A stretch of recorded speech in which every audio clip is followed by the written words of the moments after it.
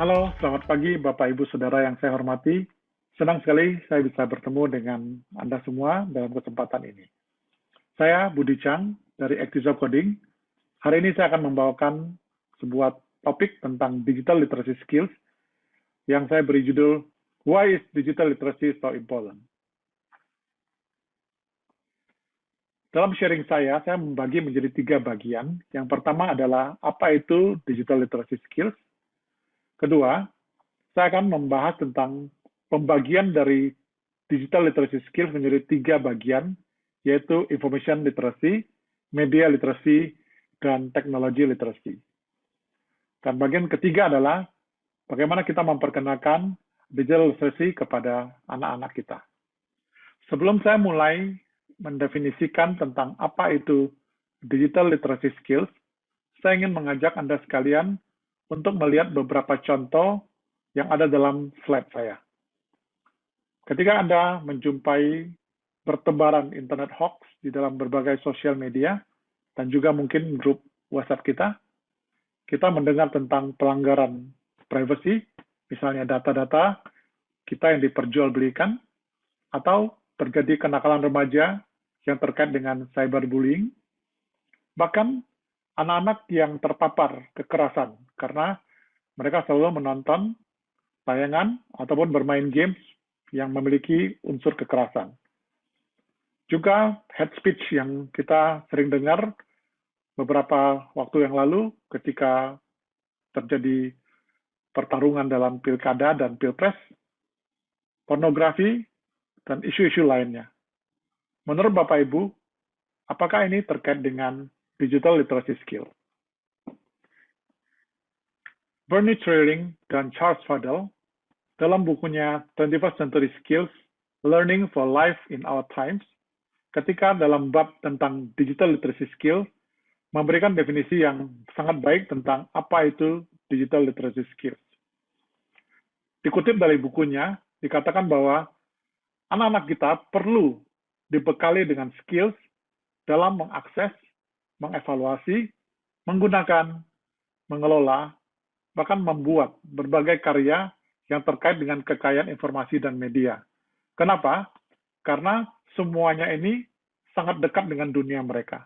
Bahkan sebagian besar generasi ini adalah generasi yang lahir ketika dunia sudah memasuki era digital. Trailing dan Fadell membagi digital literacy skills menjadi 3 bagian, yaitu information literacy yang terkait dengan pemanfaatan data dan informasi di internet. Kedua, media literacy terkait dengan bagaimana kita berinteraksi dengan digital media, sosial media, dan berbagai media lainnya. Dan yang ketiga adalah teknologi literasi. Bagaimana kita memanfaatkan teknologi, informasi, dan komunikasi dalam membantu kehidupan kita. Tema digital literacy bukanlah suatu hal yang baru. Jika Anda memperhatikan slide yang terdiri dari framework for 21st century learning, Anda akan menemukan information, media, and technology literacy merupakan bagian dari skill-skill lainnya yang sudah diajarkan kepada anak-anak sejak mereka masih usia sekolah. Saya pernah membawakan topik terkait dengan learning and innovation skills, yaitu bagaimana kita memperkenalkan critical thinking, creativity, communication, dan collaboration kepada anak-anak didik kita. Framework tadi disusun oleh Partnership for 21st Century Learning, yaitu sebuah lembaga yang mencoba ingin menjadi katalis dalam pembelajaran abad ke-21, di mana mereka ingin membina kerjasama dengan berbagai institusi seperti lembaga pendidikan, bisnis, komunitas, dan pemerintah. Tujuan mereka adalah agar supaya semua pembelajar dapat memiliki pengetahuan dan skill yang mereka butuhkan dalam persaingan di masa yang akan datang. Berikut ini adalah perusahaan-perusahaan yang tergabung dalam P21 members. Kita melihat banyak sekali perusahaan-perusahaan teknologi terkenal seperti Microsoft, Dell, Apple, Intel, HP, Cisco, SAP, Adobe, dan masih banyak lagi. Ini membuktikan bahwa partnership ini didukung oleh banyak sekali perusahaan-perusahaan teknologi yang melihat pentingnya pembelajaran abad 21.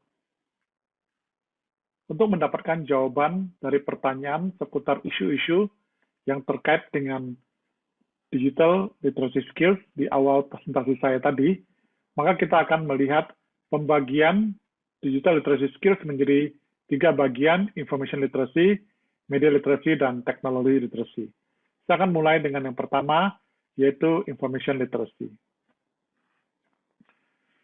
Dalam bukunya Trilling dan Pedal, mereka membagi information literacy menjadi 3, yaitu kemampuan mengakses informasi secara efisien dan efektif, kemudian kemampuan mengevaluasi informasi secara kritis dan kompeten, dan yang terakhir, bagaimana menggunakan informasi secara akurat dan kreatif. Kita akan mengkaji satu-satu bagaimana kemampuan dalam bidang literasi informasi ini membantu kita untuk lebih hati-hati di dalam menyaring setiap informasi yang kita temui di internet. Pertama adalah akses. Ketika kita mengakses informasi, maka kita perlu menggunakan pendekatan efisien dan efektif. Artinya apa?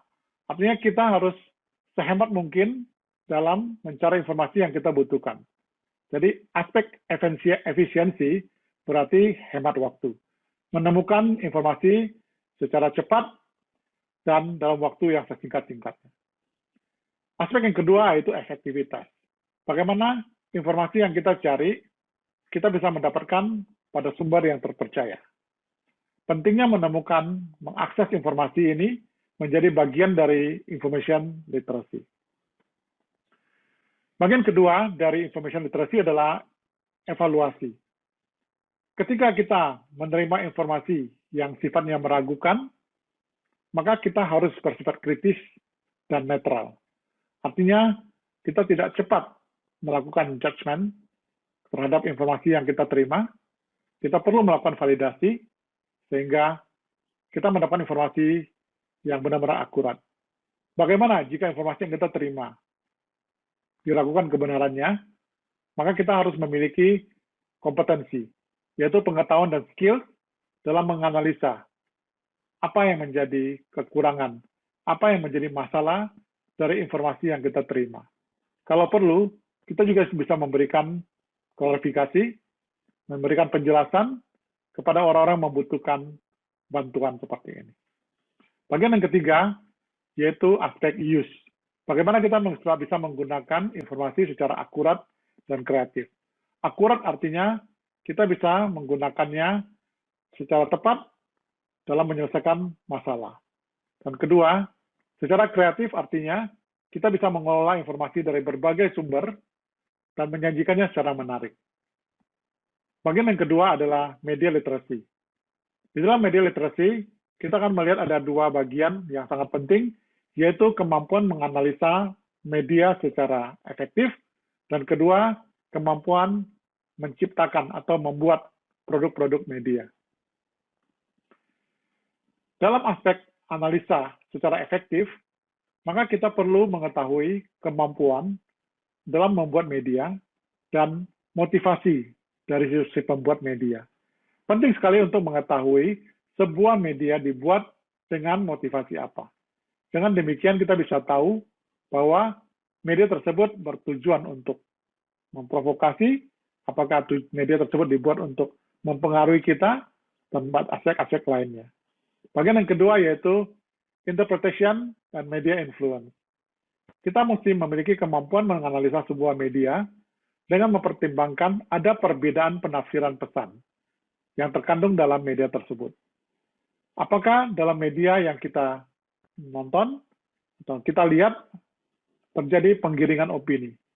Orang-orang yang memiliki sudut pandang tertentu dan juga tujuan tertentu yang ingin dia sampaikan kepada kita. Yang ketiga, apakah bertujuan mempengaruhi keyakinan atau perilaku kita. Semua itu perlu dianalisa secara efektif, agar kita tidak menjadi korban, atau kita tidak bertindak berperilaku seperti yang diinginkan oleh si pembuat media. Bagian berikutnya adalah menciptakan media produk. Ketika kita sudah diajarkan tentang bagaimana kita memaksimalkan dalam mengakses informasi, dalam mengevaluasi informasi, dalam menggunakan informasi, serta kemampuan untuk menganalisa informasi dan media, maka bagian yang terakhir dari media literasi adalah kemampuan membuat media produk. Kenapa pembuatan media produk menjadi penting? Karena kita tidak hanya diminta untuk bisa menganalisa, tapi kita juga bisa membuat. Kemampuan membuat sangat penting untuk memberikan kontribusi pembuatan konten yang bermutu. Media creation tools perlu dikuasai oleh anak-anak kita agar mereka bisa menghasilkan konten-konten yang baik, konten-konten yang bermanfaat, dan konten-konten yang membawa kebenaran. Aspek yang berikutnya, selain menguasai media creation tools, pembelajar juga perlu menguasai dan mengerti berbagai aspek yang terkait dengan keragaman dan multikultural. Aspek ini sangat penting karena kita hidup di dunia yang sangat beragam dengan berbagai latar belakang, suku, agama, ras, dan itu perlu diperhatikan dalam pembuatan konten media kita. Bagian yang terakhir adalah teknologi literasi. Di sini berkaitan dengan bagaimana kita mengaplikasikan teknologi informasi dan komunikasi secara efektif. Di dalam teknologi literasi, kita hanya memiliki satu bagian, yaitu how to apply. Bagaimana kita mengaplikasikan penggunaan teknologi secara efektif. Penekanannya adalah pada penggunaan teknologi sebagai tools untuk melakukan research, organize information, bagaimana evaluate, dan komunikasikan informasi tersebut. Kemudian bagian kedua adalah kemampuan dalam menggunakan digital technology dan networking tools untuk mengakses, mengelola, mengintegrasikan, mengevaluasi, dan meng-create informasi. Jadi, penekanan pada teknologi literasi adalah kemampuan menggunakan hardware, perangkat-perangkat jaringan, dan juga semua hal yang terkait dengan teknologi seperti gadget, laptop kita, penggunaan server, penggunaan jaringan, sehingga semuanya bisa berfungsi secara efektif dalam menunjang pembelajaran anak-anak kita. Ini adalah summary dari information literacy, media literacy, dan teknologi literacy. Kita memperhatikan semua kata kerja operasional yang saya kasih warna. Pada bagian information literacy terlihat adanya akses, evaluate, dan use. Jadi ini mempermudah kita mengingat bahwa ketika kita dikatakan memiliki kecakapan informasi, artinya kita bisa mengakses, mengevaluasi, dan juga menggunakan information secara benar. Kedua, media literasi. Ketika kita dikatakan memiliki kecakapan media, maka kita bisa menganalisa media secara efektif dan juga bisa menghasilkan produk-produk media. Dan yang terakhir, ketika kita disebut memiliki kecakapan teknologi, artinya kita bisa mengaplikasikan penggunaan teknologi secara efektif. Sebenarnya ada satu lagi kemampuan yang harus dimiliki oleh semua subtema ini, baik information literacy, media literacy, maupun teknologi literacy, yaitu mampu mengaplikasikan pemahaman terhadap isu-isu etikal dan legal terkait dengan pengaksesan dan penggunaan informasi, media, dan teknologi. Nah, pada bagian ini, kita akan melihat bagaimana digital literacy skills membantu kita untuk merespon terhadap isu-isu yang pernah kita bahas di awal seminar tadi. Pertama, kita akan lihat tentang internet hoax.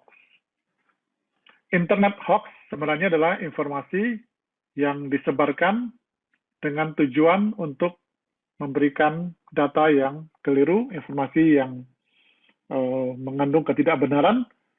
Ada yang berisi informasi yang benar-benar salah, ada yang disebut dengan half-truth, yaitu ada kebenaran informasi yang disamarkan.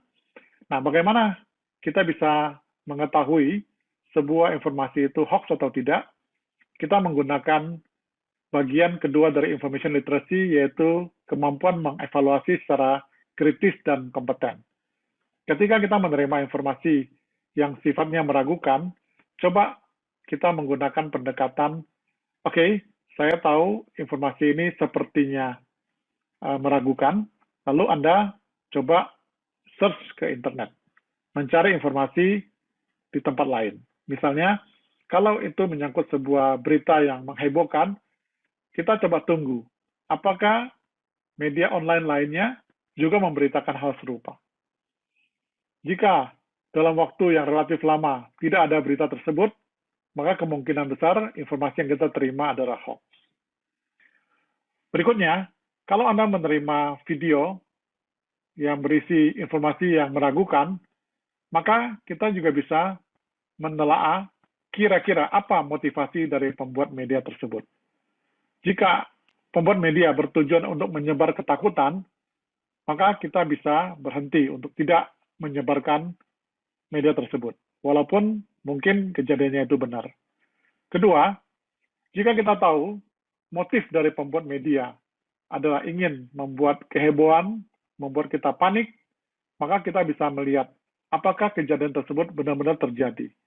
Seringkali video-video yang kita terima, contohnya adalah video bencana alam, terjadi banjir misalnya, atau gunung berapi, atau tsunami, seringkali video yang kita terima adalah berisi bencana alam yang terjadi tahun-tahun sebelumnya.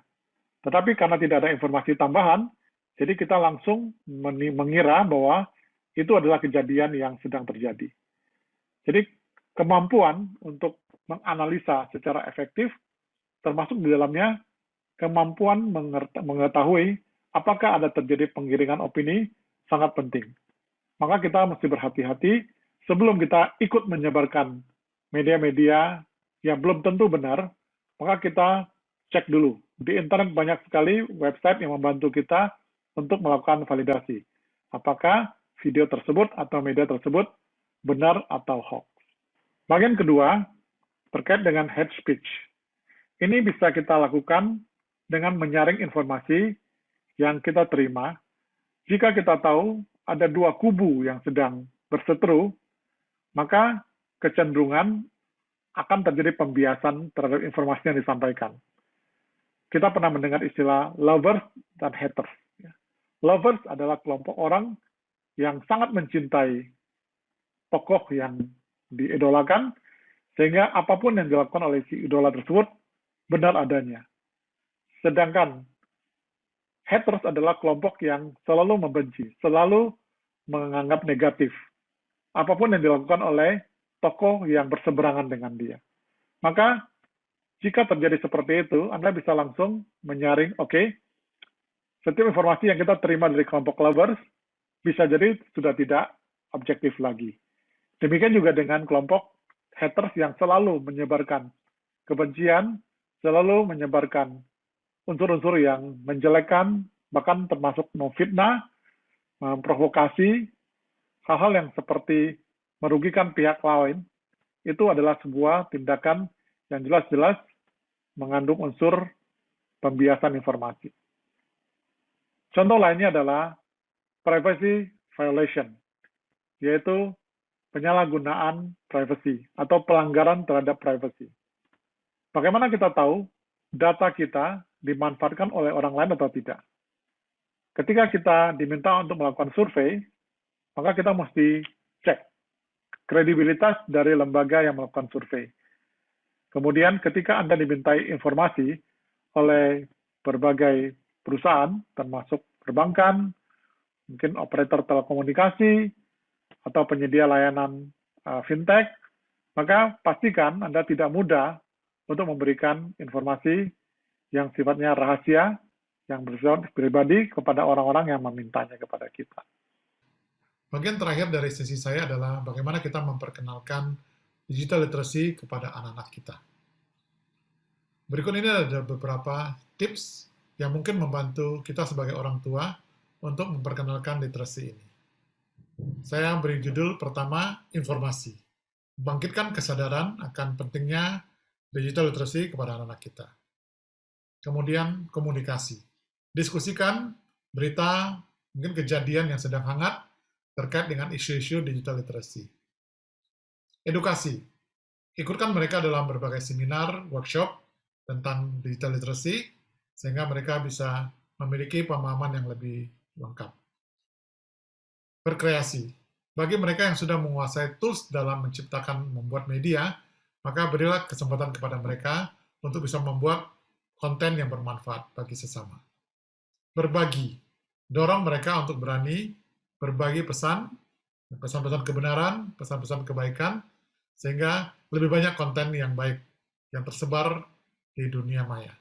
Yang terakhir adalah berkolaborasi, ajak mereka untuk bekerja sama dalam membangun komunitas sesama pencipta media, anak-anak muda, para pelajar yang ingin berbagi semua kebaikan melalui kemampuan digital mereka.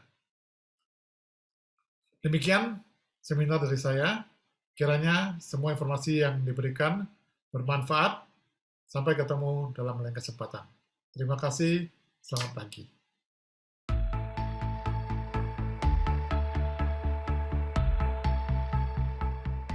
Selamat pagi, Bapak Ibu semuanya. Kita mulai presentasi di pagi hari ini.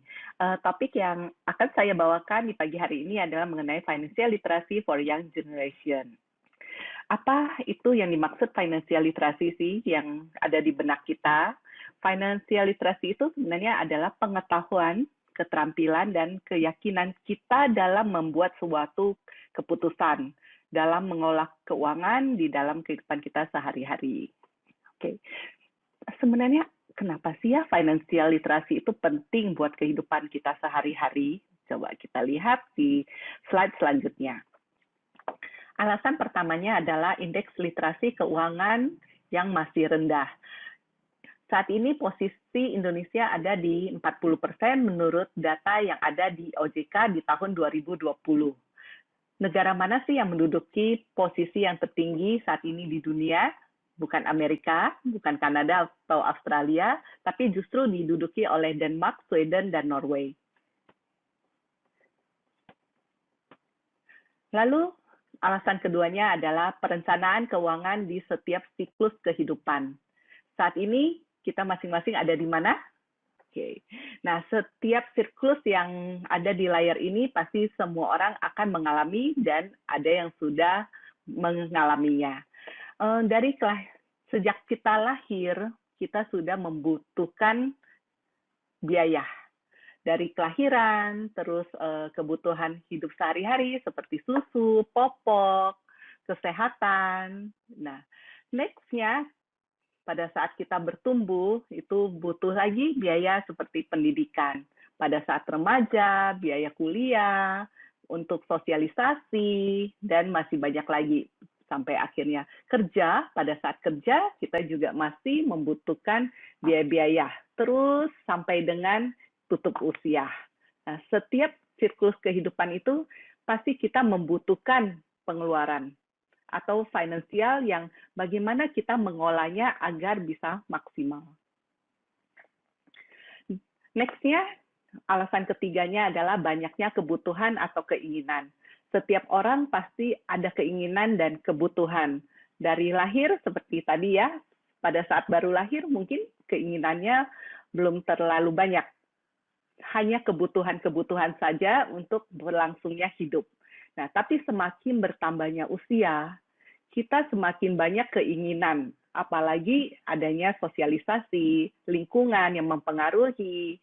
Dari keluar rumah pun kita sudah akan diimingi oleh iklan-iklan ya. Di rumah pun kalau kita pegang gadget, pasti sudah muncul iklan-iklan. Nah, iklannya banyak banget nih, dari iklan mungkin barang, dari kita misalnya buka Shopee, Topet, atau apapun, kita udah akan lihat iklan. Bahkan buka IG, Facebook, semuanya pasti akan disisipi oleh iklan-iklan expand ya. Alasan keempatnya adalah tentang persiapan perencanaan di masa depan. Dari setiap siklus kehidupan, dengan bertambahnya usia, kita pasti akan adanya income. Nah, pada saat kita udah lulus dari sekolah, kuliah, kita sudah bisa punya penghasilan. Di saat puncak-puncaknya itu di usia 30 tahun. Dengan bertambahnya usia, kita ada siklus yang pada saat udah berbalik arah, di mana kita akan semakin banyak pengeluaran dibandingkan pendapatan. Nah, di saat pensiun tuh, nah kita bisa bayangkan ya, pada saat pensiun kita mungkin udah tidak terlalu banyak pendapatan lagi. Mungkin pendapatan ya dari tabungan kita, deposito, investasi yang sudah kita persiapkan untuk masa tua kita. Tapi kalau misalnya income untuk kayak misalnya orang yang bekerja, mungkin sudah pada saat pensiun tidak ada income lagi. Nah, tapi yang terus bertambah itu adalah pengeluaran, kebutuhan kita, needs kita. Kenapa? Karena semakin bertambahnya usia, dari sisi kesehatan yang sangat mahal sekali. Nah, itu kita harus pertimbangkan juga.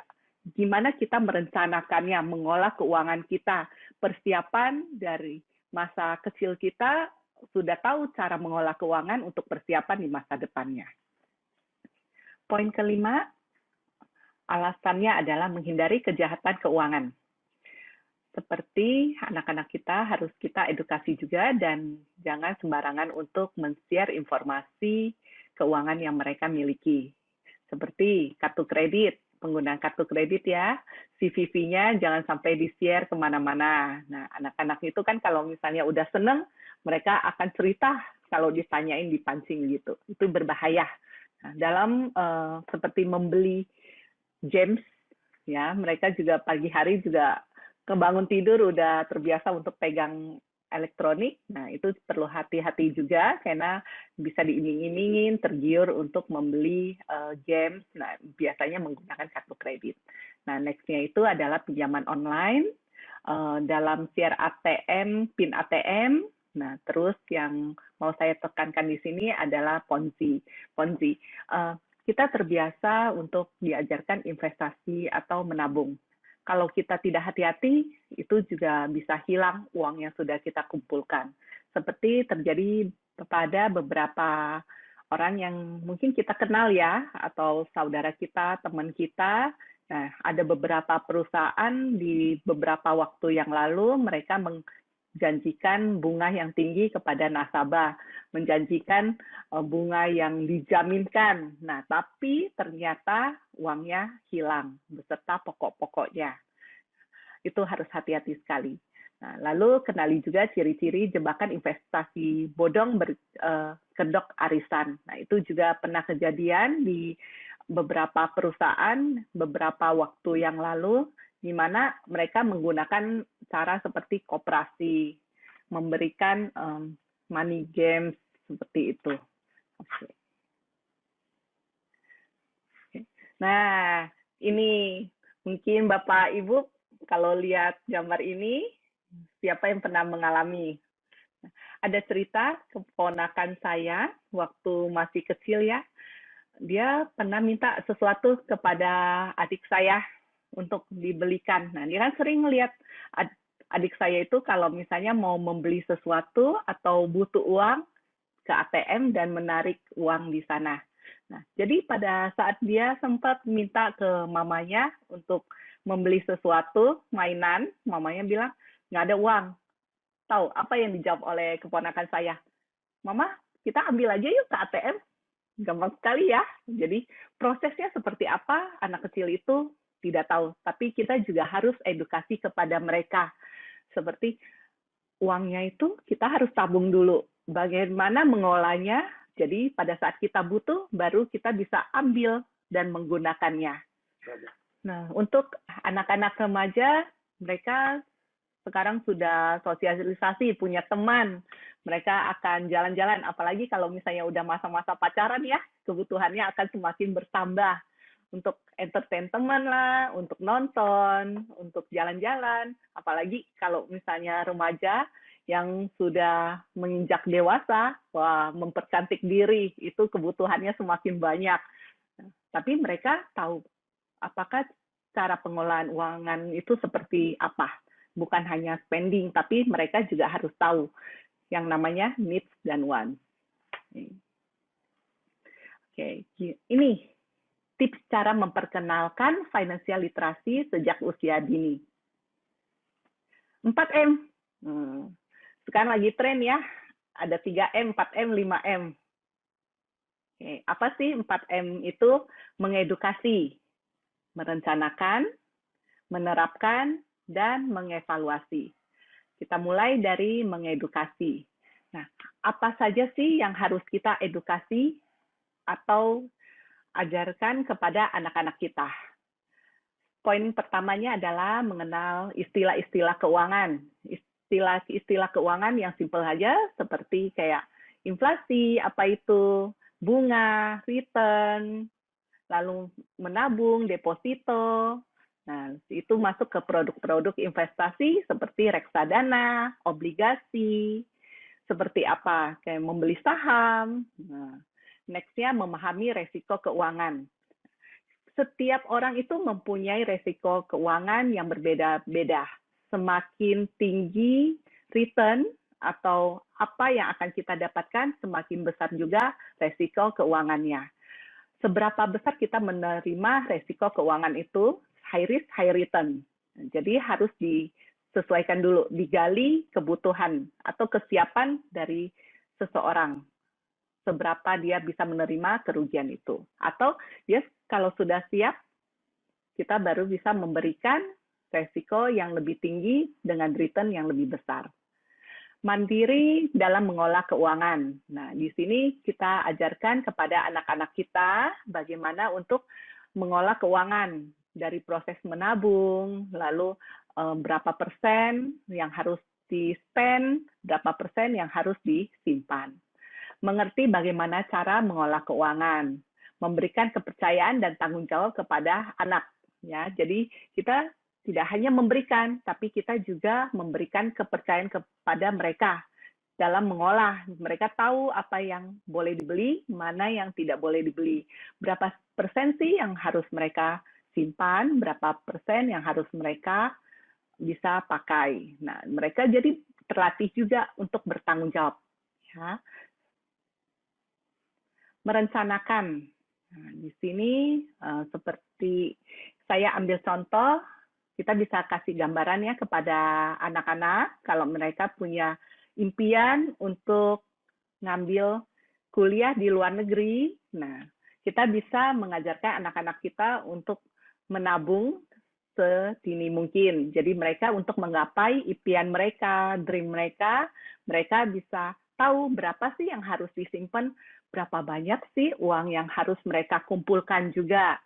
Contoh, saat ini misalnya anaknya masih kecil ya, kita sudah persiapkan dengan contoh per bulannya kita tabung $100. Nah, kalau mau lebih, it's okay. Ini hanya contoh ya. Nah, kalau 10 tahun kemudian dengan return 5%, berapa sih totalnya? Ternyata 15.692. Tapi kalau misalnya kita harus menabung $100 tanpa bunga, kita bisa bayangkan ya kalau misalnya 10 tahun berarti $12.000. Next-nya berapa sih kalau misalnya kita udah tabung selama 20 tahun? Totalnya sudah menjadi 41.374. Nah, ini kan kalau misalnya kita tabung ya, tabung dari saat ini untuk mendapatkan hasilnya di 41.374. Gimana kalau misalnya kita udah mengira-kira, anak saya mau kuliahnya di Singapura, anak saya mau kuliahnya di Aussie, anak saya mau kuliahnya di Amerika. Kita ambil contoh biaya kuliah di Singapura di tahun 2020, estimasinya adalah 20.000 Sing dollar. Nah, berapa dana yang harus kita siapkan untuk 10 tahun ke depan? Kita ambil estimasi anaknya saat ini berusia 7 tahun. Dengan return 5%. Jadi kita biar ada gambaran. Kalau misalnya untuk 10 tahun ke depan, berapa sih dana yang harus kita kumpulkan saat ini untuk 10 tahun ke depan? Nah, ternyata kita butuhnya $1.590 per tahunnya. Saya ambil contoh bagaimana saya mengajarkan anak-anak saya untuk mengelola keuangannya. Nah, di sini saya mengajarkan mereka harus ada dana yang disimpan, minimal 20%. Nah, setelah itu mereka baru bagi mana yang menjadi kebutuhan dan mana yang menjadi keinginan. Nah, di sini kebutuhan mereka yang harus lebih diprioritaskan dulu, minimal 50%. Nah, sisanya baru mereka bisa pakai untuk keinginan-keinginan mereka. Ya, nah saya ambil contoh putri saya yang kedua. Saya tanya dia, kamu punya dream nggak? Kamu punya impian nggak? Dia bilang, ya suatu saat saya punya impian untuk ke luar negeri, untuk belajar di sana. Nah, lalu dia juga bilang kalau dia ingin ikut konser, kebutuhannya banyak, terutama untuk musik. Lalu minggu kemarin dia sempat dapat kesempatan, dia dapat email dari salah satu pengajar di Broadway.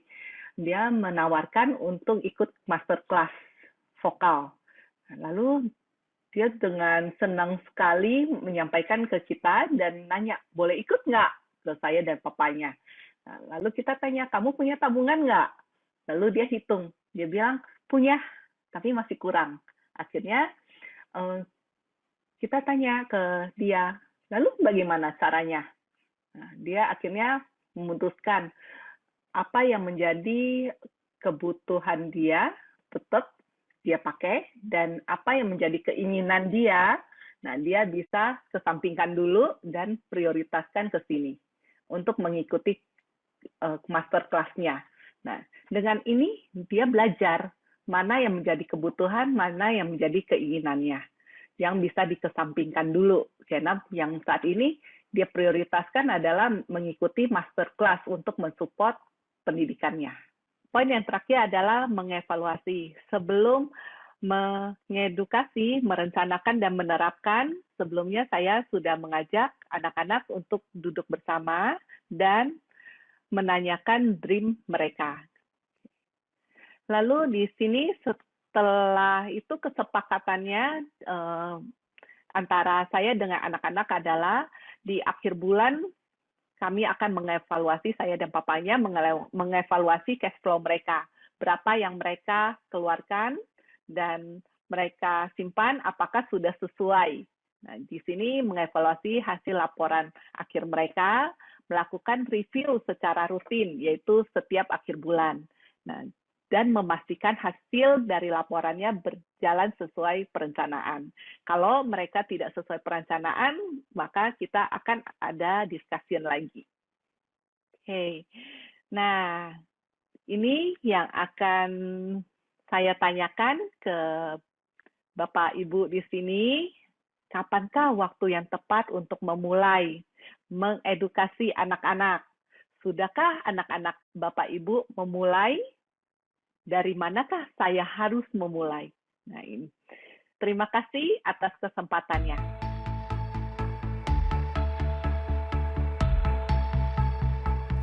Hai, pernahkah Anda menyaksikan sebuah video seorang anak berbicara, lalu kita berpikir, wow. Contohnya seperti ini. And last but not least, dream big. None of this would have ever happened if I had not dreamt big. But my ultimate goal as a musician is still to one day perform in front of 1 billion. Yes, you heard me right. 1 billion people one day. I want to leave my footprints, or rather, track prints, into the sand of legacy so deep, not even a tsunami can erase it. And I firmly believe that every one of us here should strive for such big goals. Apa perbedaan antara cara anak itu berkomunikasi dengan para penontonnya dibandingkan dengan cara anak dalam video berikut waktu dia berkomunikasi? Hari ini saya akan mempresentasikan suku bangsa Jawa Timur. Bahasa daerah saya Madura dan Oseng. Tarian daerah saya Remong. Lagu daerah saya Karaban Sapi.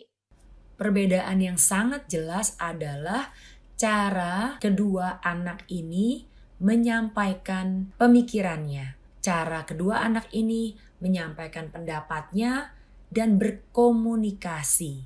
Saya yakin setiap kita pasti setuju bahwa siapapun kita, seorang guru, seorang papa atau mama, seorang anak, seorang pedagang, siapapun diri kita, kalau kita mampu berkomunikasi dengan baik, itu adalah satu plus point, satu hal yang baik. Dan tentunya sebagai makhluk sosial, kita pasti harus berinteraksi, berkomunikasi dengan orang lain di sekeliling kita setiap hari. Kemampuan untuk berkomunikasi atau communication skills ini adalah termasuk di dalam soft skills. Dan ini yang akan kita sama-sama pikirkan.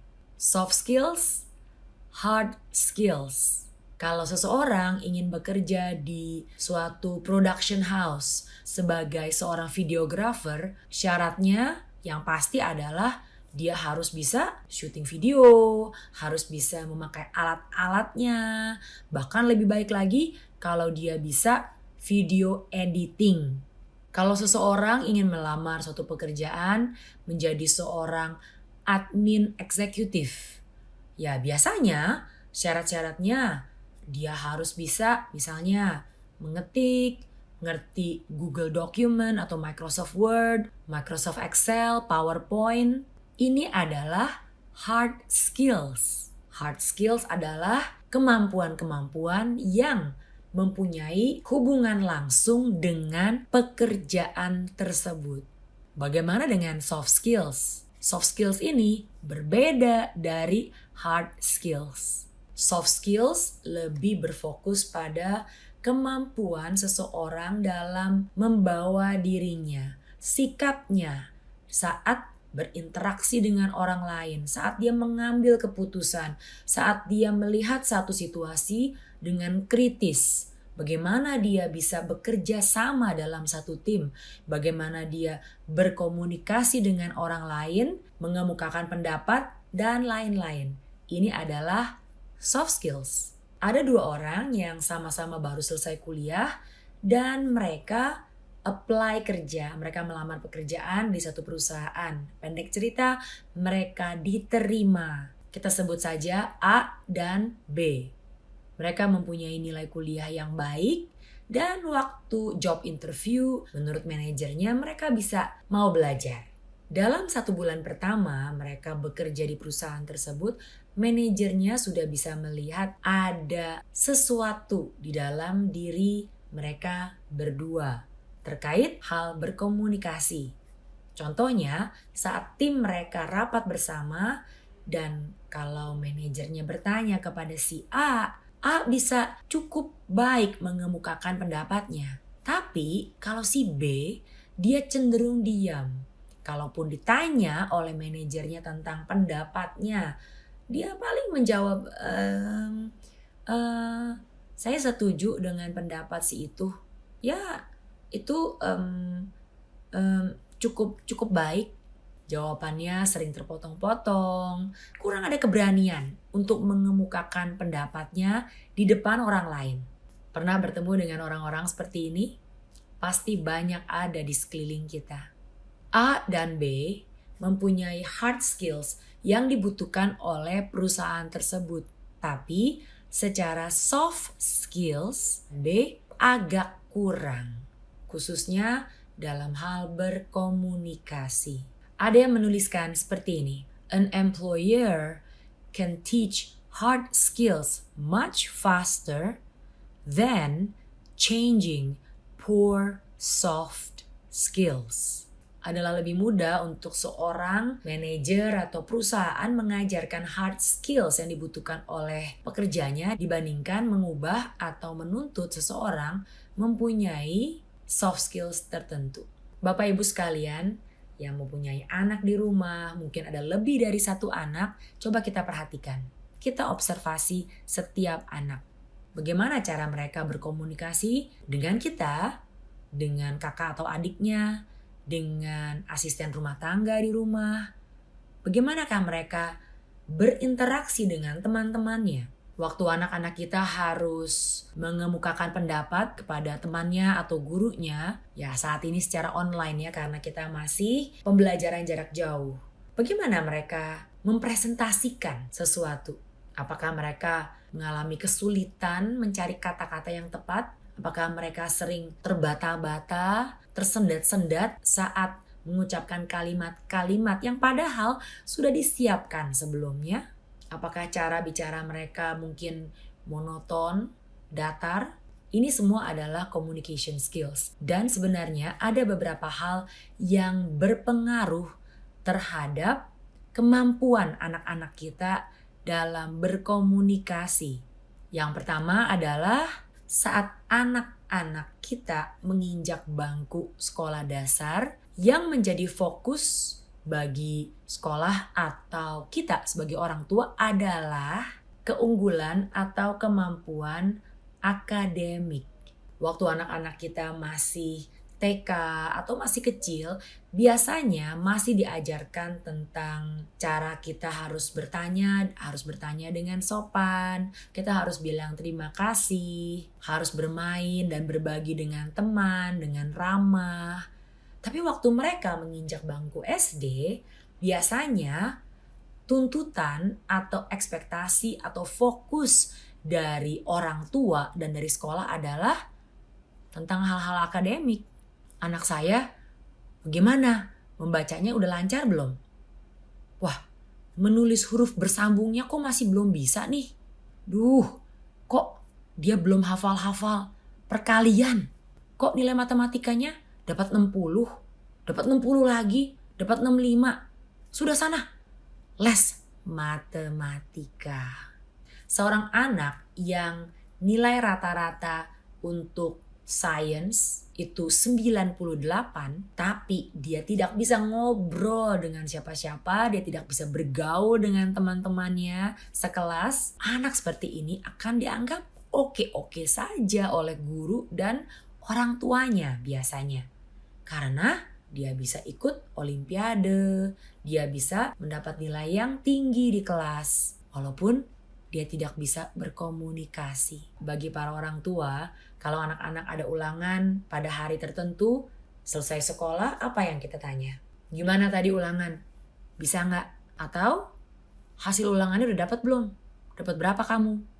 Faktor kedua adalah pendidik atau orang tua yang masih tradisional dalam mengajar atau mendidik anak-anak dalam keluarga. Anak yang banyak bertanya di kelas dianggap mengganggu kelas. Anak yang diem di kelas, hanya mendengarkan guru. Wah, itu baru murid teladan.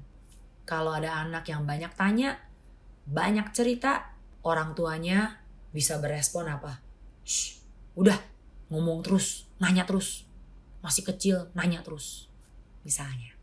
Atau ada juga yang berespon seperti ini. Ih, kamu kok bawel banget sih? Dari tadi ngomongnya gak berhenti-berhenti. Udah, puyeng dengarnya. Apakah hal ini terjadi di rumah? Anak yang berpikir kritis, yang berani bertanya di kelas, biasanya cenderung dianggap kurang ajar oleh gurunya. Lalu dihukum, disuruh keluar kelas. Keinginan bertanya atau tidak suka, tidak ngerti tentang satu penjelasan dari guru atau orang tua, itu adalah hal yang normal sebenarnya ya. Tapi kita seringkali berespon dengan negatif terhadap anak-anak seperti ini. Tapi apakah mereka dibimbing? Apakah mereka ditegur lalu diarahkan, diberitahu salahnya di mana? Mengapa mengucapkan kalimat-kalimat seperti itu kasar dan tidak pada tempatnya, dan bagaimanakah mereka sebaiknya berkata-kata? Cara bertanya yang lebih baik seperti apa yang perlu mereka pelajari? Karena bertanya itu sendiri tidak salah. Kritis terhadap sesuatu hal itu tidak salah. Yang salah adalah cara berkomunikasinya saat itu. Faktor ketiga yang bisa mempengaruhi berkurangnya kemampuan berkomunikasi atau communication skills dari anak-anak kita adalah meningkatnya penggunaan teknologi atau digital device, alat-alat digital dalam kehidupan anak-anak kita sehari-hari.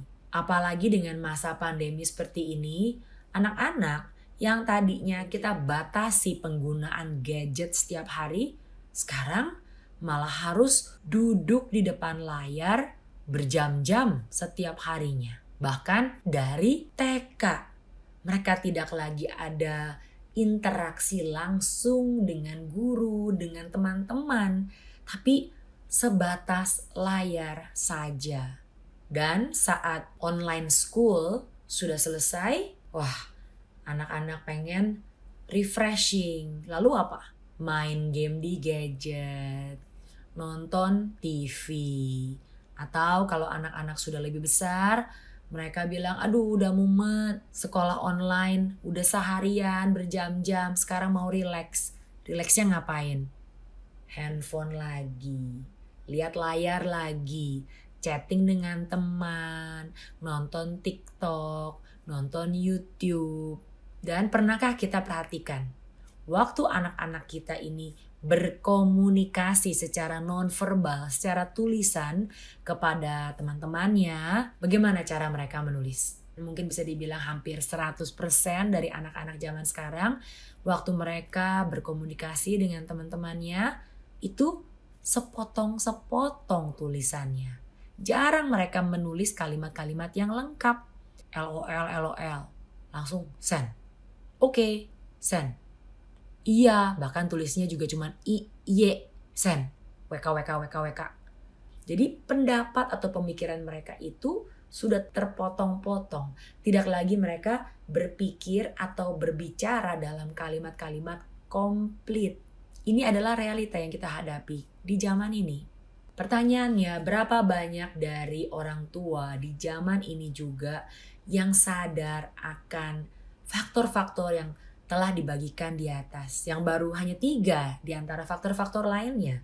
Dan berapa banyak orang tua yang dengan sengaja menciptakan kesempatan-kesempatan untuk bisa berkomunikasi dan berinteraksi dengan anak-anaknya sejak kecil. Membacakan buku, bahkan mungkin dari sejak mereka di bawah usia 2 tahun. Nah, mungkin ada dari orang tua yang berpikir, waduh, belum 2 tahun, kan mereka belum terlalu bisa ngomong. Dibacain buku juga, mereka juga nggak ngerti, ngeliat sana, ngeliat sini, bukunya malah dibuang-buang, dilempar. Buat apa? Kita ngomong sama mereka ngomong balik juga belum bisa. Nah, disinilah yang perlu kita lebih mengerti. Anak-anak di usia masih sangat kecil, bayi, 1 tahun, di bawah 2 tahun bahkan, mereka mungkin belum bisa berbicara. Kalaupun sudah bisa berkata-kata, itu mereka belum bisa berkomunikasi dengan kalimat-kalimat yang komplit. Tapi mereka sudah mendengar. Waktu mereka mendengar kita bercerita kepada mereka, waktu mereka mendengarkan kita membacakan buku bagi mereka, mereka mendengar. Lalu saatnya mereka mulai bisa ada kemampuan untuk berbicara, apa yang selama ini mereka dengar, itu semua berdampak besar bagi sang anak. Dan saat mereka makin bertambah besar, berapa banyakkah orang tua yang menyisihkan waktu dengan sengaja untuk berkomunikasi, bercerita, bertanya kepada anak-anak tentang hari mereka, tentang teman-temannya, tentang apa yang mereka sedang lakukan, apa yang mereka sedang gambar, dan mendengarkan mereka saat mereka bercerita. Semua ini adalah kesempatan-kesempatan di mana anak-anak kita justru bisa mengembangkan communication skills mereka. Dan saat mereka berbicara dengan nada yang kurang tepat, di sanalah juga kita bisa menangkap kesalahan atau kurang tepatnya mereka menggunakan kalimat-kalimat tertentu, dan kita bisa mengarahkan mereka, menegur dan memberitahu bagaimana mereka sebaiknya berbicara dengan adik, dengan mbak, dengan orang lain tersebut. Keadaan yang sering terjadi sekarang adalah seperti ini. Di restoran, di rumah, betapa banyak keluarga-keluarga yang duduk bisa bersebelahan, tapi mereka tidak berkomunikasi. Kita tahu Kalau kita ingin mempunyai skill tertentu, misalnya membuat kue atau belajar sepeda sekalipun, kita harus terus-menerus melatih skill tersebut. Apalagi komunikasi. Sejak awal, kita sudah melihat betapa pentingnya soft skills ini, communication skills ini untuk bisa diasah dan dikembangkan. Kalau misalnya di dalam keluarga ada keterbatasan untuk bisa mengembangkan communication skills, di zaman ini sudah ada wadah-wadah atau institusi-institusi yang bisa membantu dan melatih anak-anak untuk bisa berkomunikasi dengan lebih baik, untuk bisa mengemukakan pendapat mereka, mempresentasikan sesuatu dengan lebih baik. Sebuah survei menemukan bahwa sekarang mesin-mesin lebih banyak dipakai, jadi perusahaan akan mencari pekerja-pekerja dengan kemampuan yang tidak ada di mesin-mesin tersebut. Human skills. Di peringkat pertama adalah communication skills yang dinyatakan sebagai paling penting jika seseorang ingin berkembang dalam kepemimpinannya dalam perusahaan tersebut. Contoh-contoh communication skills seperti apa yang anak-anak kita butuh latih dan kembangkan. Contohnya, cara berbicara dengan jelas, tidak dengan kemampuan untuk mengungkapkan atau mempresentasikan suatu ide, pemikiran atau cerita dengan menarik dan tidak bertele-tele. Misalkan jika bisa diungkapkan dengan 3 kalimat, jangan dijelaskan dalam 6 kalimat. Contoh lain adalah kemampuan untuk berbicara dengan intonasi dan penekanan yang tepat. Jadi sekali lagi Bapak Ibu sekalian, anak-anak kita membutuhkan lebih dari sekedar hard skills atau pengetahuan atau kemampuan melakukan sesuatu. Mereka membutuhkan soft skills, apalagi di zaman sekarang, di masa yang akan datang. Soft skills seperti communication skills, presentation skills. Dan tentunya ini semua tidak saja dibutuhkan oleh mereka saat mereka bekerja nanti, tapi juga saat mereka berteman atau berkeluarga. Saat mereka berelasi secara interpersonal dengan orang-orang lain. Siapa yang akan menolong mereka dalam mengasah dan mengembangkan communication skills mereka? Pastinya harus mulai dari rumah, dari orang tua. Semoga hal ini bisa menjadi masukan bagi kita semua. Ya, demikian Bapak Ibu, berkenan dengan pemaparan dari 3 pembicara kita. Kita senang mereka sudah membagikan kepada kita gimana sih mengerti tentang dunia digital pada saat ini. Lalu bagaimana mengerti dunia finance yang juga adalah bisa kita ajarkan dari sejak kecil, bertanggung jawab terhadap apa yang mereka mau ataupun keperluan, itu semua mereka sudah bisa pikirkan, ya. Lalu yang terakhir, bagaimana dari Bu Leni untuk bisa mengutarakan pendapat, terutama di dalam dengan anak-anak, di dalam keluarga, maupun di dalam dunia organisasi, ya, organisasi ataupun dunia pekerjaan. Saya mungkin sebelum ada beberapa pertanyaan, mungkin saya tanya sedikit ya, di dalam apa yang sudah dipaparkan, membangun suasana agar anak-anak itu bisa belajar, itu kira-kira bagaimana ya? Apakah ada tips secara cepat saja membangun sebuah suasana belajar? Karena ini kan semua berhubungan dengan belajar, mengembangkan segala sesuatu yang ada di dalam satu kondisi ya untuk kita bisa belajar. Kalau enggak orang tua yang take over semuanya lagi, ini bagaimana? Dari Pak Budi mungkin bisa belajar. Mungkin pertanyaan yang pertama, saya ingin share screen saya ya. Tadi ada pertanyaan dari orang tua yang menanyakan bagaimana kita memulai memperkenalkan semua topik tadinya ya. Kita kan ada 3 topik. Jadi topik yang pertama tentang digital literacy. Bagaimana sebenarnya mulai memperkenalkan ini, yang membuat sebuah suasana yang cocok buat orang tua dan anak untuk mempelajari skill-skills ini. Saya ingin mengulang slide ini kalau boleh ya. Biasanya ada 3 yang lebih diutamakan sebelum mulai masuk ke bagian yang di bawahnya, yaitu biasakan kita kalau ada berita dan informasi yang kita rasakan, oke, ini anak perlu tahu nih, karena kalau mereka nggak tahu nih, nanti dalam pergaulan mereka, dalam kehidupan mereka, mereka bisa mengalami satu hal yang kayak mungkin berbahaya, atau mungkin bisa ditipu gitu ya, atau mereka bisa mengalami sesuatu yang merugikan gitu. Maka kita mulai beritahukan. Misalnya bisa lewat WhatsApp grup ya, di keluarga kami ada grup WhatsApp, dan kadang-kadang kami kirimkan informasi itu di WhatsApp masing-masing gitu. Kemudian ketika kami makan siang, makan malam gitu ya, baik di rumah maupun di luar, nah kadang-kadang kami diskusikan topik-topik tersebut dengan anak-anak. Dengan demikian, isu itu tidak hanya sekedar dibaca, tapi kita juga ingin mengetahui pemikiran mereka. Nah, dari situ kemudian kita baru tahu, oh ternyata pemikiran mereka keliru nih gitu ya. Oh, ternyata pemahaman mereka belum sedalam yang kita harapkan. Nah, kita juga bisa memberikan edukasi kepada mereka dalam bentuk ya kita benarin ya, kalau ada konsep yang keliru, kalau ada hal-hal yang mereka belum tahu, kita beritahu kepada mereka gitu. Kalau ternyata ada skill yang melampaui kemampuan kita, misalnya kalau saya tidak terlalu mengerti tentang topik X gitu ya, saya akan ikutkan mereka dalam berbagai pelatihan, seminar, workshop yang terkait dengan itu.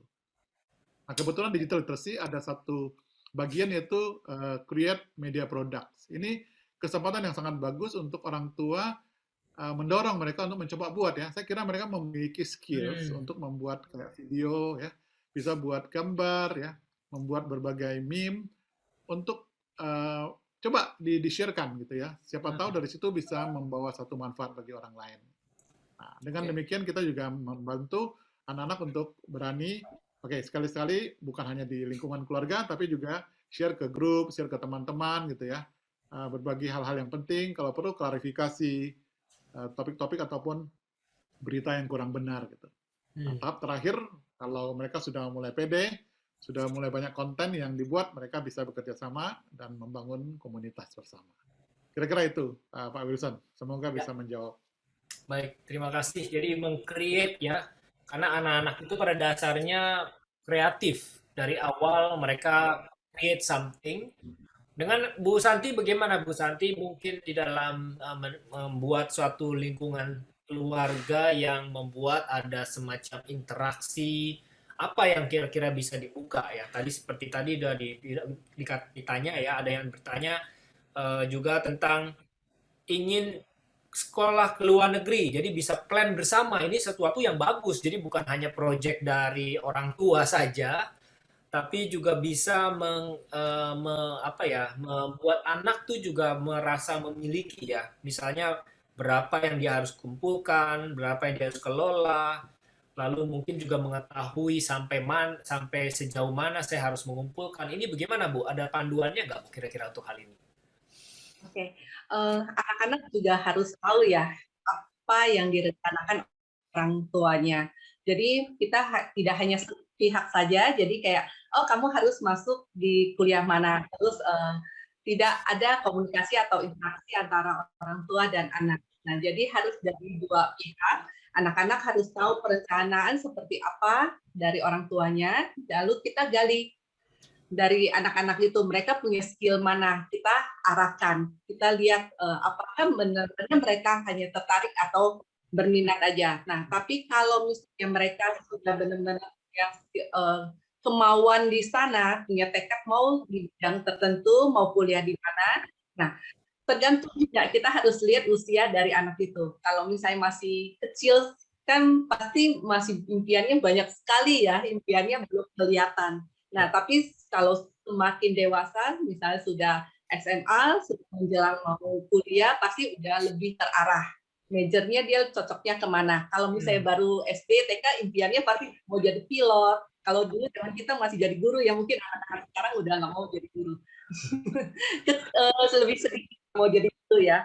Nah, kita harus lihat perencanaan pasti sudah ada. Kita bisa kalkulasi kira-kira apa yang mereka minati. Misalnya contoh kuliah ke Singapura, biayanya berapa? Kita bisa estimasi dari sekarang. Mau kuliah ke Australia, kita bisa estimasi dari sekarang. Nah, yang bisa kita lakukan adalah melihat usia mereka.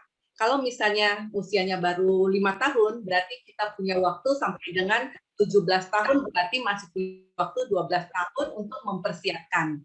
Nah, dalam persiapan itu kita bisa menghitung berapa sih inflasi, berapa kenaikan dari biaya itu. Nah, setelah dihitung, kita bisa buat perencanaan berapa yang harus kita sisihkan untuk biaya kuliah mereka. Mereka setidaknya mungkin belum memahami penuh, tapi dengan usia yang semakin bertambah, mereka akan mengerti. Kita harus lihat, kalau misalnya baru 5 tahun, yang perlu kita sampaikan, oh kita nabung ya, ini untuk kuliah, untuk persiapan sekolah mereka di luar negeri. Nah, tapi kalau udah SMP, kita cara penyampaiannya juga berbeda. Jadi setiap tahap usia itu, cara penyampaian, komunikasinya pasti berbeda. Itu ada tekniknya tersendiri. Nah, start dari usia berapa kita mengajarkan sedini mungkin, karena anak-anak golden period-nya itu adalah di usia 1-5 tahun yang masih mencerna semua apa yang disampaikan. Mereka hanya menyerap, tapi belum bisa kayak mengolah gitu. Nah, mereka hanya menyerap semua informasi yang mereka dapat. Jadi kita tanamkan dulu yang positif. Nah, pada saat usia udah di atas 5 tahun, biasa anak-anak udah kayak, oh kenapa begitu? Mereka udah mulai bertanya, mengapa harus begini, mengapa harus begitu, mengapa saya harus tabung? Itu yang sudah harus kita pelan-pelan nyampaikan juga. Alasannya seperti apa? Mengapa harus saving dari sekarang? Kalau misalnya pada saat kamu sudah usia 17, baru kita kumpulkan uangnya, belum tentu ada.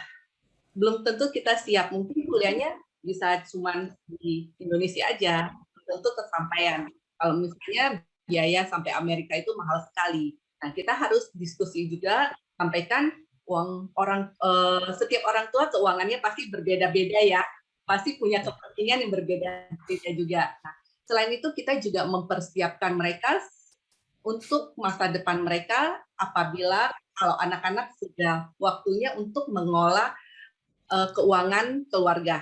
Misalnya orang tua yang punya bisnis atau apa, pasti ahli warisnya itu ke anak-anak. Nah, itu yang perlu dipersiapkan mulai dari hal-hal yang ringan dulu, seperti persiapan untuk biaya kuliah. Mereka tahu uang yang harus disimpan itu berapa. Nah, jadi kalau mereka sudah terbiasa mengolah keuangan pada saat mereka diserahkan untuk tanggung jawab yang lebih besar lagi, mengolah keuangan keluarga atau bisnis keluarga, atau mereka bahkan udah bekerja, punya penghasilan sendiri, mereka tahu untuk mengolah itu.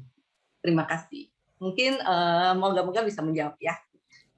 Terima kasih Bu, dari banyak pertanyaan dari yang ada di sini juga cukup terjawab. Tadi cukup panjang dan cukup luas tadi bahasan dari Bu Santi sendiri.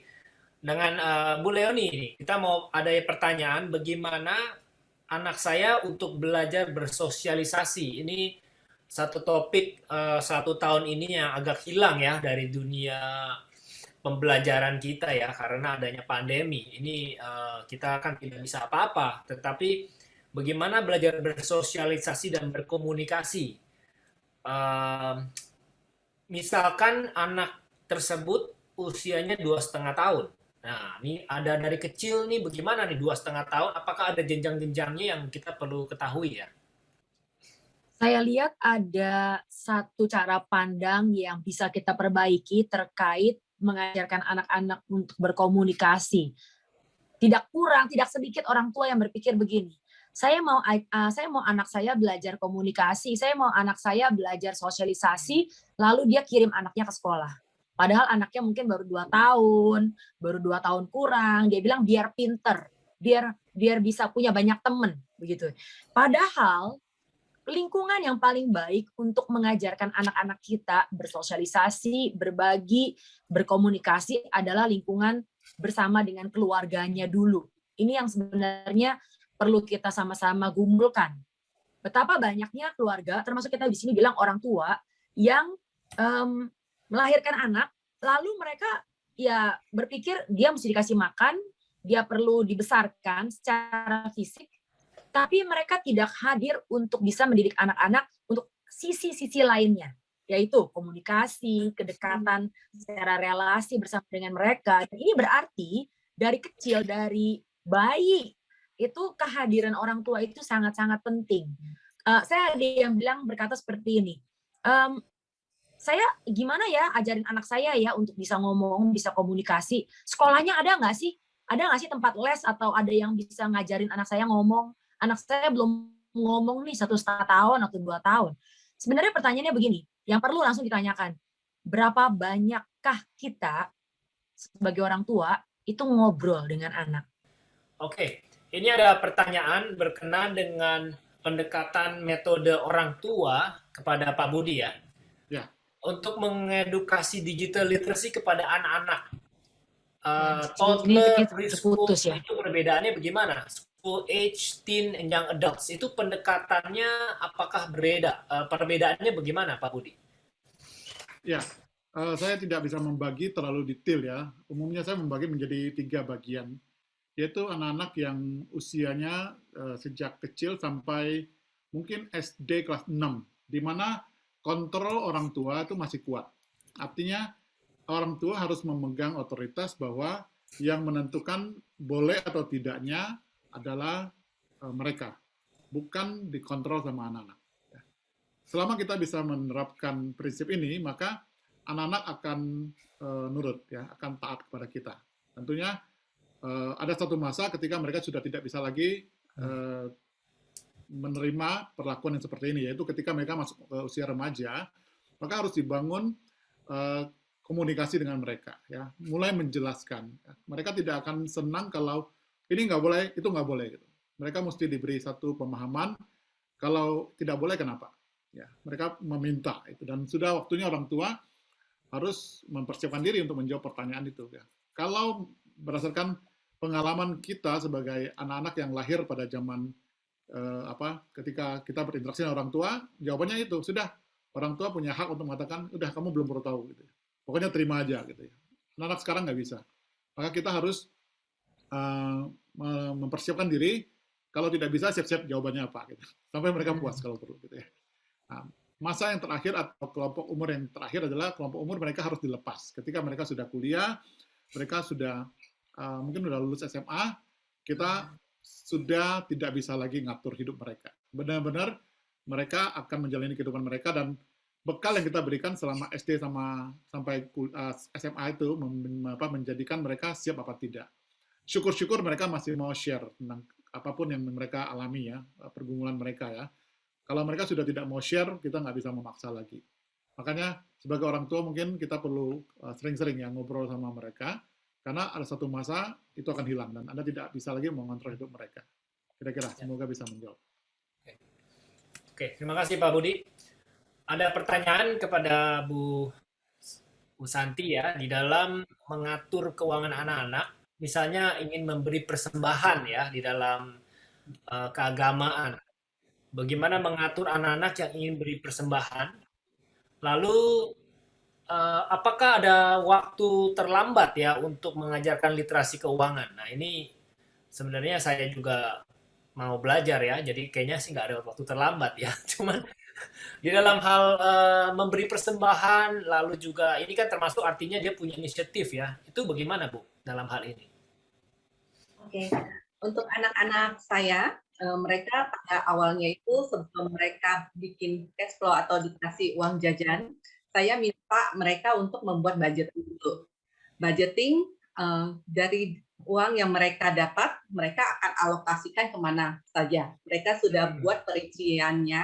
Nah, setelah kita review apakah itu bisa dilaksanakan atau tidak, baru dijalankan. Nah, kalau misalnya waktu awal mereka pas bikin, pada saat bikin, belum sempurna. Jadi bisa saja kayak misalnya mereka lebih memikirkan saya mau uang jajannya lebih besar, mereka akan alokasikan uang jajannya lebih besar. Misalnya untuk snacknya, untuk beli makanan-makanan, karena anak kecilnya suka makan kan. Nah itu udah kuliah, usianya udah kuliah. Setelah disusun, dia ada juga persembahan. Dia di salah satu alokasi uang yang dia peroleh, dia alokasi juga untuk persembahan, lalu untuk biaya kuliahnya, uang jajan waktu kuliah. Nah, di sana ada. Kita lihat alokasinya itu mereka lebih berat di mana. Kalau mereka make sense atau sudah sesuai, kita lihat, oh ini masuk akal, karena mereka juga memikirkan hal-hal rohani kayak persembahan itu, terus tidak disalahgunakan dalam artian kayak misalnya lebih banyak untuk kayak nonton atau untuk kayak beli Starbucks atau beli nggak boleh sebut merek ya, maaf. Nah, kalau kita lihat udah benar, kita diskusikan ini kalau bisa disimpan. Kamu kalau misalnya uang jajan yang mama kasih atau papa kasih cuma segini, kamu alokasinya gimana?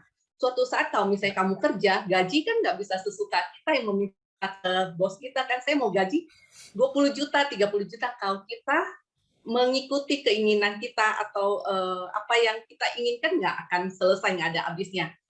Tapi dengan uang yang terbatas, bagaimana kita mengolahnya dan mengalokasikannya. Nah, seperti itu. Jadi pembagiannya yang harus kita diskusikan sudah tepat atau belum. Nah, lalu pertanyaan selanjutnya, apakah ada batas usia kapan yang tepat? Itu sebenarnya tidak ada batas usia, karena teman-teman saya atau nasabah yang saya ketemuin juga masih banyak yang belajar. Jadi kalau di dunia keuangan itu tidak ada limit sudah selesai belum pelajaran, enggak. Karena setiap orang pasti belajar di setiap usia sesuai dengan bidangnya masing-masing, skillnya masing-masing. Jadi batas usia tidak ada. Kapanpun mau belajar bisa, tidak ada kata terlambat. Karena customer yang saya handle ada yang bahkan usianya sudah 40-an, 50-an, mereka hanya tahu yang basic saja. Dan waktu kemarin saya juga sempat berbicara dengan teman saya yang bahkan dia sudah kerja, dia bilang pada saat kerja baru mendapatkan informasi mengolah keuangan dari teman dia. Kalau dia bergaul dengan teman yang bisa mengolah keuangan, alangkah baiknya. Tapi bagaimana kalau bergaul dengan orang-orang yang suka spend money juga tidak tahu mengolah atau mengalokasikan keuangan, nah itu yang berbahaya. Jadi harus dipersiapkan sedini mungkin dan kapan saja bisa. Thank you, semoga menjawab ya. Baik, terima kasih Bu di dalam penjelasannya. Orang tua tetap berperan ya Bu ya di dalam digital literacy maupun financial ini, karena orang tua sudah duluan menggunakan uang. Bukan berarti kita juga lebih bijaksana juga sih, tetapi artinya kita juga harus makin aware berkenaan dengan literasi di dalam dunia finansial ini sendiri. Ya. Lalu pertanyaan untuk Ibu Leonie. Sebelumnya saya menilai bahwa listening skills adalah bagian dari communication skill juga, jadi mendengar ya. Mendengar adalah bagian dari komunikasi. Tolong dijelaskan listening skills yang seperti apa yang dibutuhkan dalam dunia pekerjaan. Terima kasih untuk pertanyaannya. Ini sangat menarik ya, karena pada saat kita masuk ke dalam dunia pekerjaan, kita sudah harus berhadapan dengan atasan, dengan sesama, kolega, dan di bawah. Jadi sebenarnya ada beberapa hal yang bisa kita pikirkan. Contohnya dalam hal paying attention atau memberikan atensi kita. Contohnya seperti apa kalau dalam konteks pekerjaan? Contohnya hal-hal simple sepertinya tapi seringkali dilupakan. Waktu orang berbicara kepada kita, kita perlu ada eye contact. Kita perlu lihat kepada orang tersebut. Beberapa yang terjadi adalah pada saat diajak bicara, lalu orangnya sambil lihat-lihat handphone, sambil ngetik-ngetik. Artinya kita tidak memberikan attention kita secara full. Nah, ini listening skills ya. Jadi terdengar simple tapi seringkali dilupakan. Ini juga bisa dilakukan kepada suami istri, teman ataupun anak ya. Yaitu kita mendengarkan dengan giving them eye contact, memberikan lihat gitu. Kedua, misalnya contoh, kita seringkali waktu mau dengar lalu kita lihat ke sana ke sini, kita jadinya sepertinya nggak lagi dengerin dia. Nah, ini listening skills. Kedua, kasih lihat ke mereka bahwa kita itu lagi listen. Kita lagi dengerin. Contohnya bagaimana? Contoh selain nggak pegang handphone dan lain-lain ya, contohnya kita bisa ngangguk. Nah, ini listening skill. Contoh lagi misalnya kita bisa smile, kita bisa tersenyum, lalu kita bisa berespon secara ekspresi kepada orang yang lagi cerita.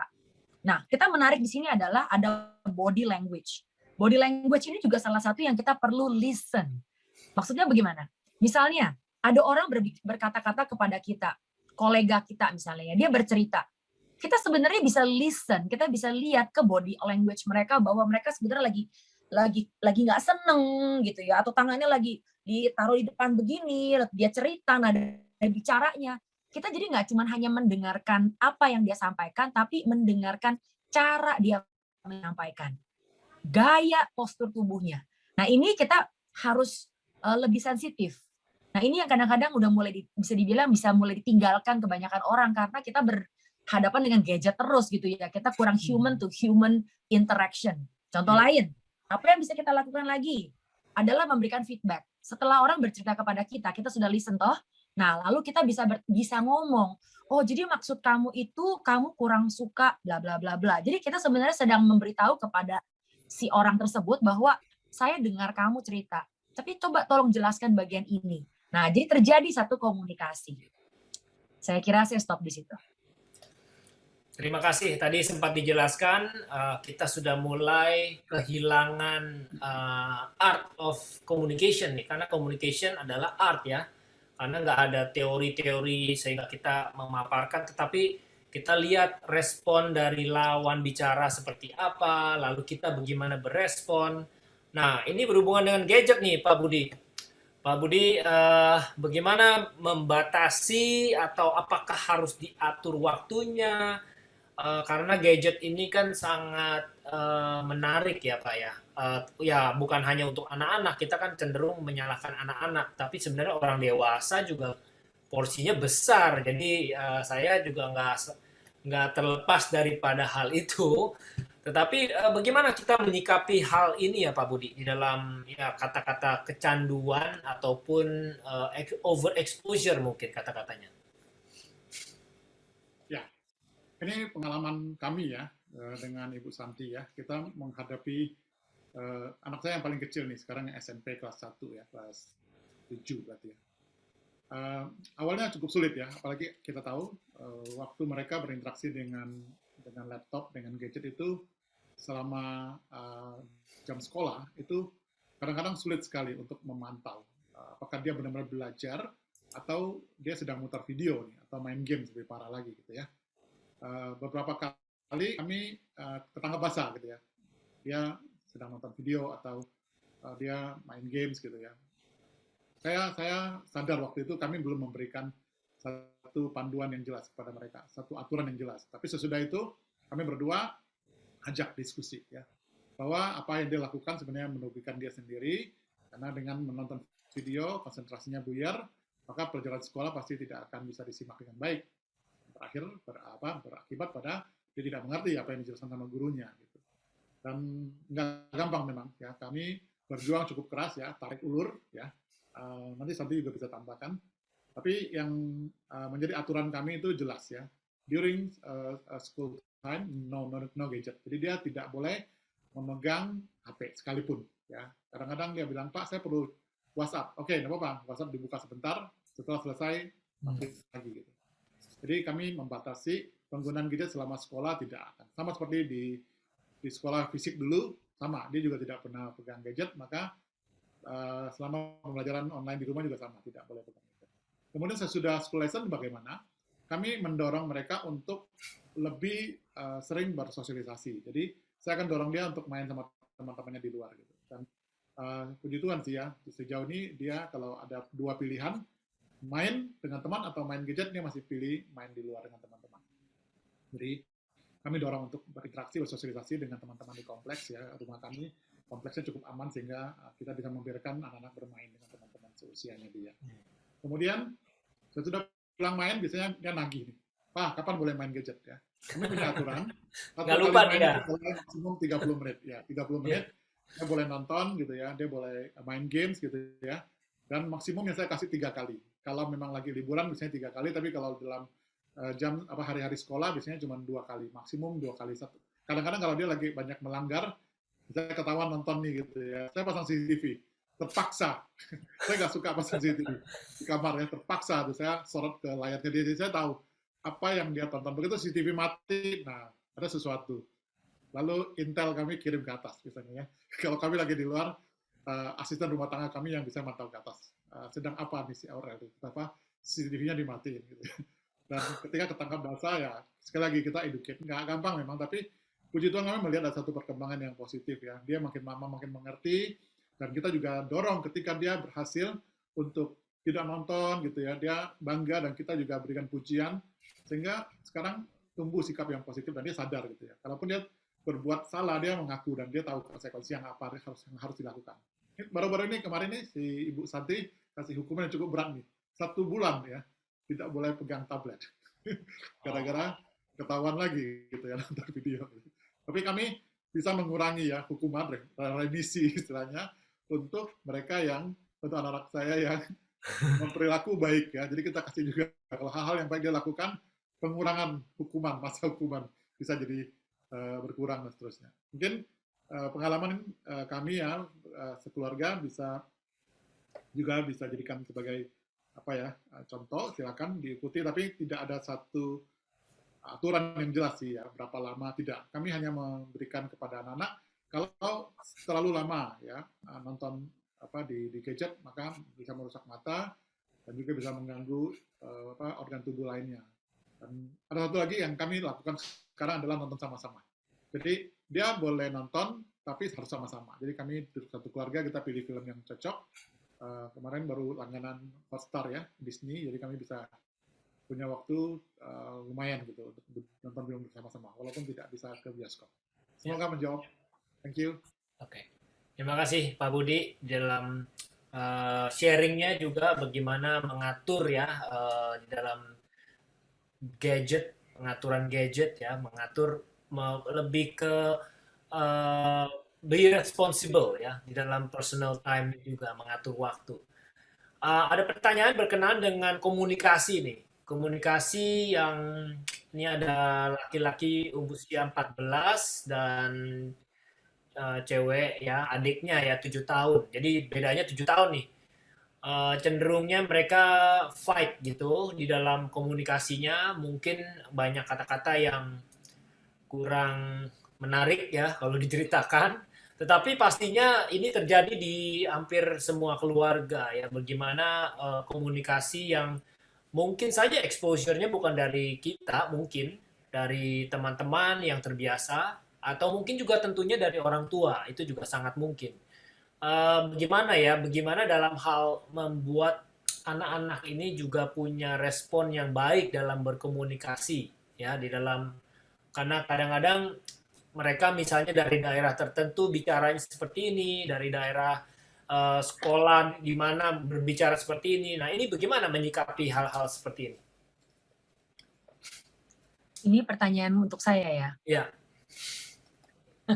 Oke, saya coba konfirmasi aja. Tadi artinya bersaudara umur 14 dan umur 7, dan kalau saling berkomunikasi cenderung kasar. Ya. Begitu ya? Ada penghinaan, unsur penghinaan. Ini satu hal yang sangat-sangat, iya, ini adalah satu hal yang bisa dibilang banyak terjadi di keluarga-keluarga.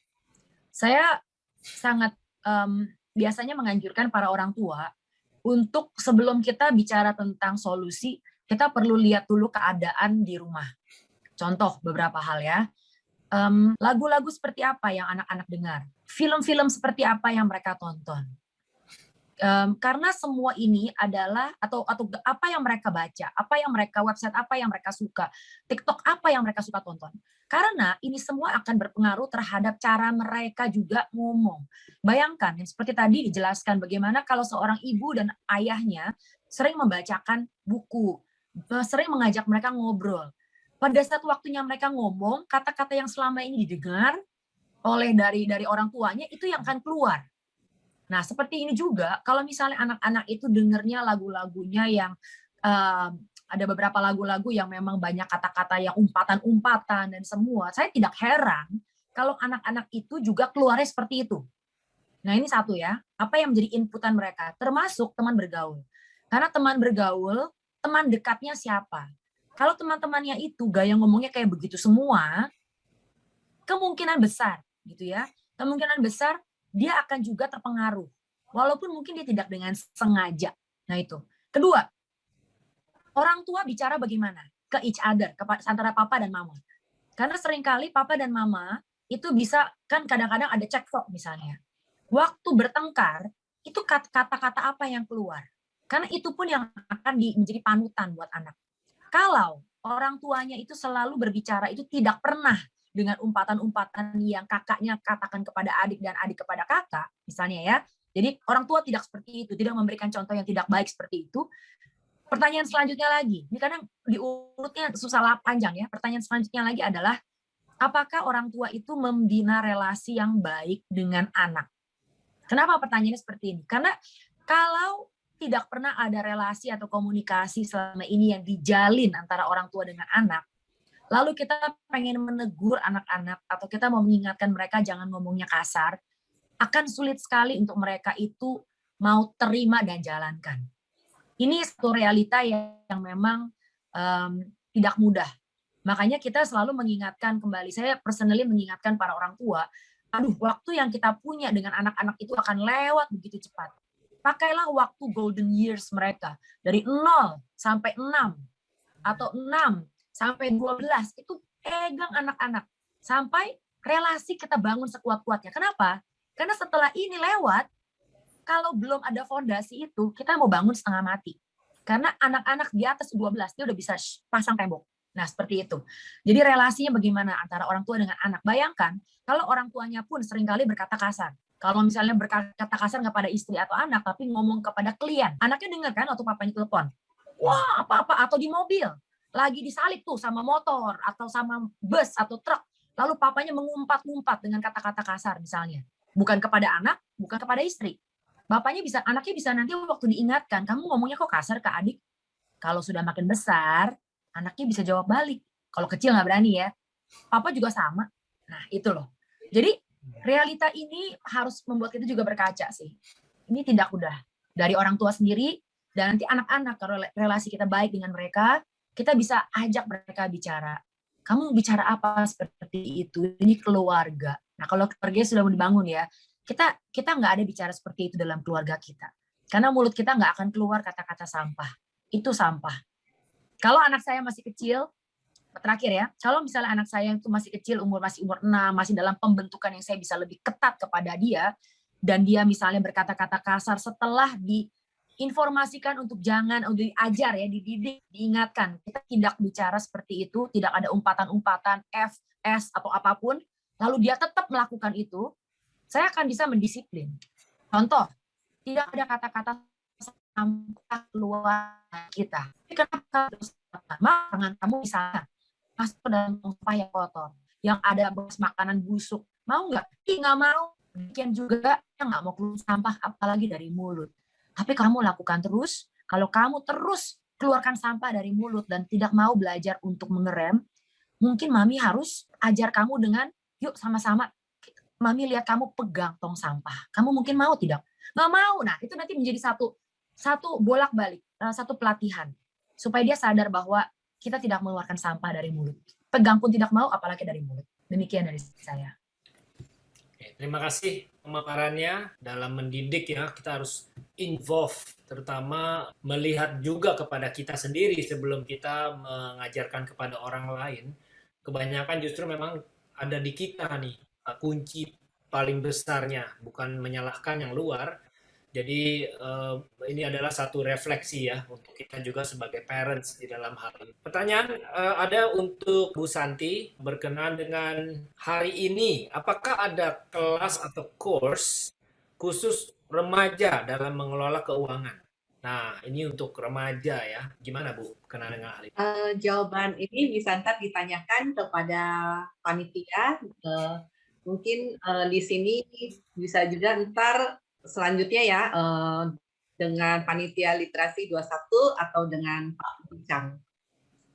Oke. Jadi bisa ditanyakan kemudian berkenaan dengan apapun yang kira-kira menjadi sedikit pertanyaan lanjutan ya, mungkin dalam pelatihan, mungkin juga dalam bagaimana mengarahkan. Nah, ini bisa ditanyakan, nanti ada tim dari di sini yang bisa bertanya. Dan saya mau mengingatkan karena kita sudah memasuki hampir 12 ya, tinggal 2 menit lagi. kita akan ada semacam survei singkat ya yang akan dikirimkan kepada Bapak Ibu semua sekalian yang menghadiri pada hari ini di Zoom pada hari ini. Mohon bisa diisi karena pertanyaan-pertanyaan yang kami ajukan ini pendek-pendek ya. Dan ini sangat berguna buat kami untuk evaluasi maupun juga kami bisa mengetahui lebih lanjut apa saja yang apakah kami mengadres ya semua hal yang kira-kira pada hari ini sudah dipaparkan. Jadi mohon bisa diterima dan kita sebenarnya bisa bersyukur bisa ada sesi seperti ini karena di Amerika pun belum semua menggunakan pembelajaran seperti ini walaupun mereka yang memulai di sana. Tapi jangan anggap mereka itu sudah semuanya tahu. Tidak juga, justru ketika kita ke sana atau ke luar negeri sekalipun, itu jadi modal yang sangat besar untuk anak-anak kita ada di negara lain. Ya, ini mungkin dari saya. Apakah mungkin ada tambahan quotation terkenal mungkin terakhir dari para pembicara? Wisdom, word of wisdom.